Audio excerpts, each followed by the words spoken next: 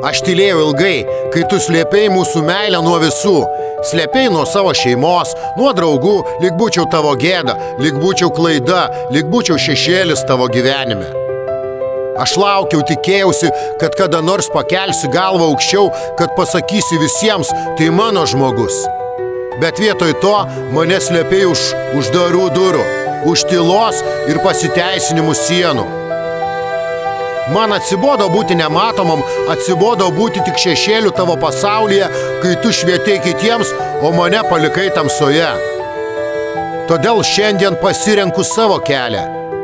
Išeinu ne dėl to, kad nemyliu, o dėl to, kad aš tavo gėda.